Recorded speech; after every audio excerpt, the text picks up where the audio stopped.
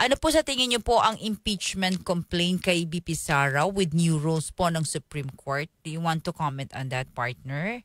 Alam mo, definitely there will be a new impeachment complaint that will be filed by February Oh, next 2026. year. Oo, ifa-file yan definitely kasi nagsalita si Bayan Muna Chairman, si Teddy Casino, that they are now preparing and planning to file an impeachment complaint by February 2026.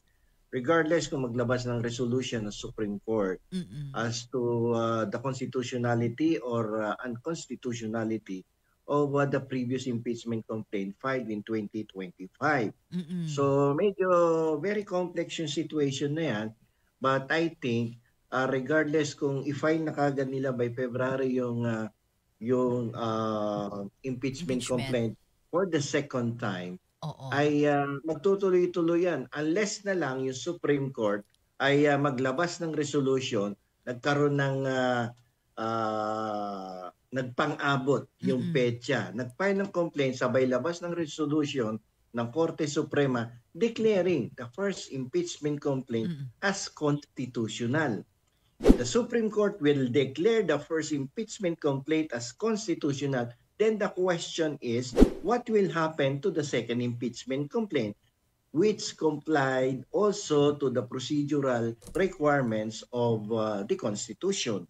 So, paano yun? Dalawa na yung complaint with the House of Representatives na isampa. So, ang mangyayari doon is that yung second impeachment complaint will be set aside if the first impeachment complaint will be declared constitutional. Kasi wala pang decision yan eh. Naka-archive yung first impeachment complaint with the Senate. But if I were kung ako yung tatanungin mo, I would prefer na kapag dineklarang constitutional yung first impeachment complaint, mas better on the part of the prosecutors. Bakit? Okay. Kasi hindi ka nababalik doon sa House of Representatives, no? To go through the impeachment process of didinggin, magkakaroon ng hearing, magbobotohan. Pero kung i-declare sana ng ating Korte Suprema na constitutional si first impeachment complaint, the good thing about that is that kukunin lang sa archive, sa files ng Senate, yung first impeachment complaint, and then proceed with the trial. Okay. Wala nang boto-botohan sa House. Proceed agad. Kasi nagdaan na siya doon sa proseso na yun. Kino-complaint lang naman yung may procedural defect kasi, di ba? So, pag dineklara ng Korte Suprema this coming month, palagi natin dumeklara ng January or February, nagpang-abot sila. Di ba? Nag-overlap doon sa petsa. Mas maganda kung madeklarang constitutional para wala nang magsasampa ng impeachment complaint sa House of Representatives. Okay. But on the other side of the story, partner, if hindi naman naging gano'n ang desisyon. On the other hand, if the decision of the Supreme Court would be the first impeachment complaint is unconstitutional, then the House of Representatives needs to begin all over again the impeachment process. Pag may nag-file, dadaan na naman sa sa judicial body ng committee ng House of Representatives. Tapos ipapasa sa plenaryo. So in the same process that the first impeachment complaint has passed through, ganun din ang mangyayari. Now, we will... Ilang buwan na naman yun. Argumentation and debate ulit doon sa House of Representatives. So, mas maganda kung madeklarang constitutional, hugutin na lang sa archive. Yun yung file sa Senado. So, antay natin yun, partner, no? Yun pala yun. Medyo takot nga daw at medyo nakakaramdam si Sara Duterte na parang may magsasampa nga daw ng second impeachment complaint by February kasi pwede na magsampa sa February because of the fact na anniversary na nung 1 year, yung lifting of the 1-year ban for the filing of the impeachment complaint. Malilifted ban So pag na-lifted yon, pasok another impeachment kung walang resolution ng Korte Suprema in favor of the impeachment complaint. Tanong ito ni Maylin. Attorney, good evening po. Pag nag-resign po ba si Sara as Vice President, edi wala na silang magagawa. Makakatakbo po talaga siya sa 2028? Yeah, pero I doubt if she will resign. Oo. Kasi kung yun lang ang dahilan niya para makatakbo siya by 2028, very risky yun. Dahil there is no assurance that she will win by 2028. Kasi medyo bumababa yung yung popularity niya. And the more na may mangyari sa tatay niya before 2028, mas mahirap din, negative yun sa kanya pag nawala ang tatay niya. Bakit? Kasi yung ibang sumusuporta kay Sara Duterte, kaya lang sumusuporta yun because of the father. Ang may karisma talaga si Digong, hindi si Sara. dating Pangulo. If Sara will run for president alone without the backup of the father, she will be having a hard time na manalo as president. Yun Definitely. Hirap siya doon. Pag ngayon, sabi ng iba, may nagawa pa ng analysis, pag namatay si Duterte, wag naman mangyari. Pag may nangyari kay Digong, that would work in favor of Sara Duterte. Why? Because binabase nila sa nangyari kay Ninoy at Cory Aquino. Parang history repeat itself, binabase partner. nila sa nangyari kay Noynoy. Di ba? Binabase nila sa nangyari kay Leni Robredo. Okay? Nung mamatay ang kanilang mga asawa at nanay at tatay, ay gumanda ang takbo ng politika to a higher position ng mga asawa at anak sa politika, naging presidente.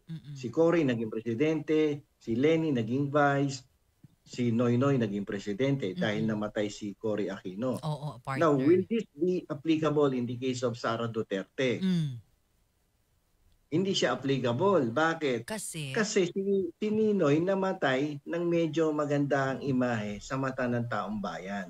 Okay, that's analysis. All right. He was treated as a hero. Correct. By majority of the Filipino people. Yeah. What about Cory Aquino?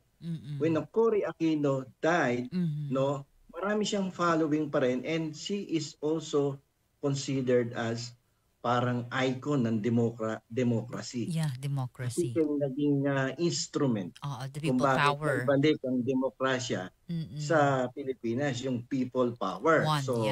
Ando doon ang simpatsya ng tao pa sa kanya, biglang lumabas. Ngayon, sa kaso ni Leni Robredo, ganon din kay Leni Robredo. Ang asawa niya si Jessie, napakaganda ng reputasyon sa Naga City.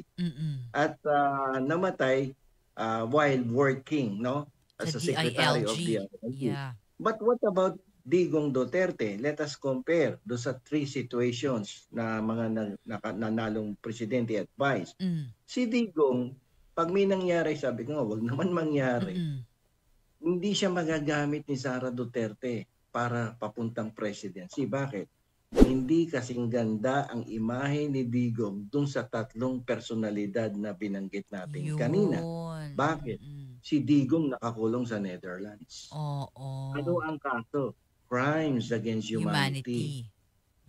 Diba? Ang dami niyang kaso sa pagpatay sa tao. Pinagbibintangan siyang pumatay ng 30,000 tao in connivance with some politicians na may warrant of arrest na din ngayon. And let's not forget, partner, na may mga sumisigaw ngayon ng mga pamilya ng biktimang ito ng katarungan. Tama?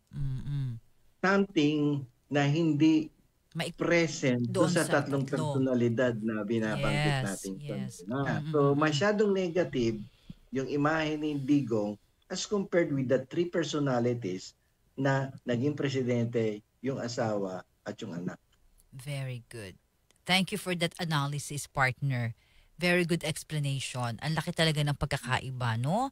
Malaking pagkakaiba kasi yung iba katulad ni Harry Roque, sinasabi niya pag may nangyari kay Digong, that would be the signal that Sara Duterte will become president. Mali si Roque. Is it mindsetting? Mina-mindset niya, pero that will not be applicable in the case of Sara Duterte because the position of Digong is very much different against the position of the three personalities na namatay ng dahil sa bayan. Ito, may question. Di ba? Questionable ang integrity Correct. ni Digong. Oo. At Ayan, ang patunay, nakakulong na nga sa Netherlands. oo, at alalahanin natin, kapwa din natin mga Filipino na mga pamilya ang sumisigaw ng katarungan. Yes, Ayun, oo. oo, okay. And I think then partner, kumpara noon to the people, whatever people power, yung original, nowadays kasi partner, this is just my personal, opinion. Parang ang tao kasi partner is more on focus na lang sa trabaho, kung paano Yes. kakain 3 beses sa isang araw. Minsan wala na tayong pakialam sa mga politiko. Ang pakialam Saka natin, oh, nung araw kasi nagkaroon ng people power kasi alam mo partner, di ba, wala pa naman social media no. yeah. Ngayon kasi mabo-voice out na natin sa social media eh. Oo, yung kumbaga sumabog yung nararamdaman ng tao, walang mapagsabihan, Sa hindi social makapag-rally media. basta-basta. Mm-mm. Ngayon, pwede kang tumira kahit anong araw. Pwede mo ngang oras sa murahin eh, social di media. ba? Murahin Murahin sa, mo sa social media. laitin mo So yung, kapag may nagtawag tuloy ng mobilization ng yung mm-mm. mga rally protest, Mm-mm. konti lang pumupunta na, hindi katulad ng araw. Oo, kasi more na express na nila through social media, no?